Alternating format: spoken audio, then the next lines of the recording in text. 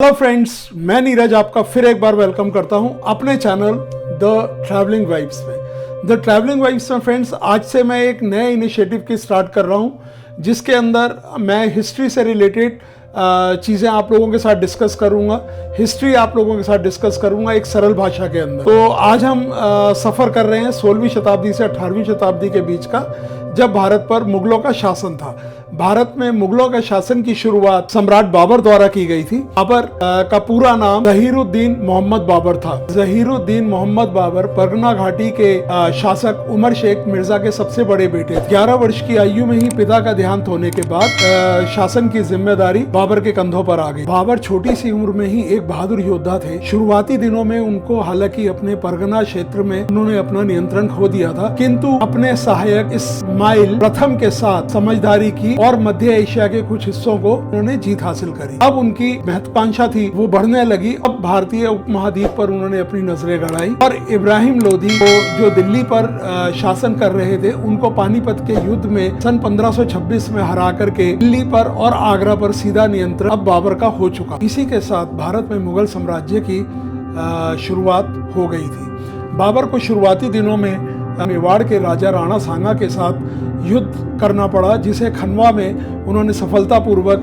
राणा सांगा पर विजय प्राप्त की और इस प्रकार उनके युद्ध में विजय की शुरुआत का सिलसिला कायम रहा। बाबर के पिता का नाम उमर शेख मिर्जा था और उनकी माता का नाम कुतुल निगार खां था। वह अपने पिता की तरफ से तैमूर वंश और माता की तरफ चंगेज खां के वंशज थे। इस प्रकार एक कुशल प्रशासक और एक कुशल योद्धा बाबर के खून में शामिल था। बाबर का तुर्की क्षेत्रों में रहने की वजह से वे अपने आप को तुर्की ही मानते थे। इस प्रकार प्रथम मुगल शासक को तुर्कों का समर्थन भी प्राप्त था। शुरुआती दौर में बाबर का जीवन बहुत संघर्षमय और चुनौतीपूर्ण रहा। उस समय उन्हें बेहद कठिन दौर से गुजरना पड़ा, लेकिन इस समय के कई मुगल सहयोगियों ने सम्राट का साथ नहीं छोड़ा और उनकी सहायता से वे जीत हासिल करते रहे। उसके बाद बाबर ने एक ऐसा पासा फेंका कि वे अफगानिस्तान के शासक बन गए।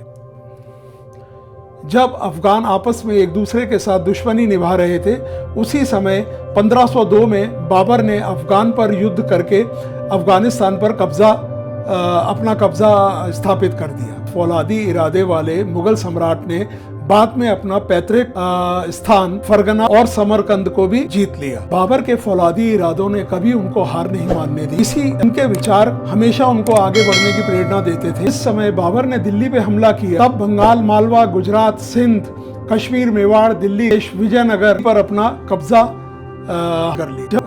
दोस्तों, आप लोगों का यह जानना भी यहाँ पे जरूरी है कि बाबर ने अपनी किताब बाबरनामा में भी 5 मुस्लिम शासक और 2 हिंदू राजाओं का भी जिक्र किया। इस किताब में बाबर ने विजयनगर के तत्कालीन शासक कृष्णदेव राय को भारत का सबसे ज्यादा बुद्धिमान और शक्तिशाली शासक बताया।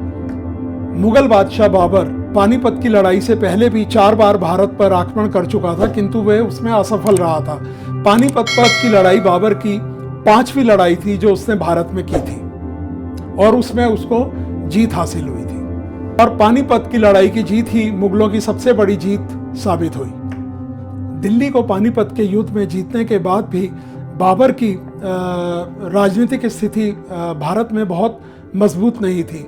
जिस राजपूत शासक ने बाबर को इब्राहिम लोधी के खिलाफ युद्ध करने का निमंत्रण दिया था, वही अब बाबर की इस जीत उनकी नज़रों में खटकने लगी थी और वह अब नहीं चाहते थे कि बाबर यहाँ पर शासन करे। राणा सांगा बाबर को विदेशी मानते थे और वह यह चाहते थे कि बाबर अब इस जीत के बाद काबुल वापस चला जाए। मुगल सम्राट बाबर के खिलाफ राणा सांगा ने खनवा में युद्ध किया, जिसको हम खनवा युद्ध के नाम से भी जानते हैं, किंतु उस युद्ध में राणा सांगा की पराजय हुई। हालांकि खनवा युद्ध में राणा सांगा का साथ कुछ अफगान के शासकों ने भी दिया था, किंतु उनके समर्थन के बावजूद भी राणा सांगा की हार खनवा के युद्ध में हुई थी।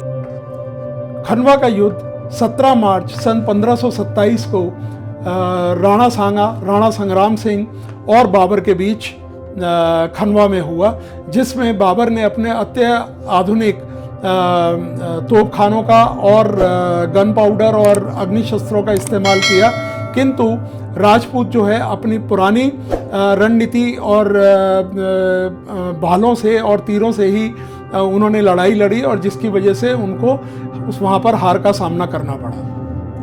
बाबर कम उम्र में ही इतनी लड़ाइयाँ लड़ चुका था कि वह एक बहुत ही कुशल योद्धा बन चुका था। बाबर ने अपनी सेना का भी बहुत विस्तार कर लिया था और वो एक बहुत शक्तिशाली शासक बन चुका था, जिसकी वजह से अन्य शासक भी अब बाबर से युद्ध करने में हिचकिचाते थे। दोस्तों, इतिहास के पन्नों पर बाबर की वीरता के अलावा बाबर की क्रूरता के भी बहुत सारे उदाहरण हैं, जैसे कि बाबर अपने फायदे के लिए नरसंहार करने में भी कभी हिचकिचाता नहीं था। पूजा पाठ में वह कभी रुचि नहीं लेता था। इसी वजह से बाबर के शासनकाल में बहुत से मंदिर भी क्षतिग्रस्त किए गए और पूरी तरह से ढा दिए गए। किंतु इसी के साथ बाबर ने कभी भी किसी हिंदू को मुस्लिम धर्म अपनाने के लिए बाध्य नहीं किया। अब तक बाबर का शासन कंधार से लेकर बंगाल की सीमा के साथ साथ राजपूत, रेगिस्तान, रणथंभौर, ग्वालियर और चंदेरी समेत दक्षिण सीमा के अंदर सुरक्षित हो चुका था। इस प्रकार मुगल शासक ने भारत पर अपना शासन तो स्थापित कर लिया था, किंतु अभी पूरा वह शासन जो है उसको शांत और संगठित करना बाकी था। इस तरह भारत पर शासन एक अनिश्चित विरासत थी, जिसे बाबर की मौत के बाद उसके पुत्र हुमायूं को सौंप दिया गया था। बाबरनामा में बाबर ने अपनी छोटी बड़ी सभी लड़ाइयों का जिक्र इस किताब में किया है। योद्धा बाबर की मौत सन 1530 में बीमारी के कारण हो गई और उसका अंतिम संस्कार अफगानिस्तान ले जाकर के किया गया था। बाबर की मृत्यु के बाद उसके बड़े बेटे हुमायूं को दिल्ली सल्तनत का सम्राट बनाया गया और हुमायूं ने दिल्ली सल्तनत पर राज किया। बाबर की कुशल रणनीति और उसका शक्तिशाली नेतृत्व बाबर के जाने के बाद उसकी अगली 2 पीढ़ियों तक भी उनको प्रेरित करता रहा और इस प्रकार बाबर के युग का अंत हुआ। उसके बाद मुगल काल का दूसरा शासक हुमायूं, जो बाबर का उत्तराधिकारी था, हम अपने अगले एपिसोड में उस हुमायूं के बारे में चर्चा करेंगे। तब तक के लिए फ्रेंड्स मुझे आज्ञा दीजिए। मैं Neeraj signing off for now. बहुत जल्दी मिलता हूं अपने अगले एपिसोड में। तब तक friends, do take very good care of yourself. शब्बा खैर।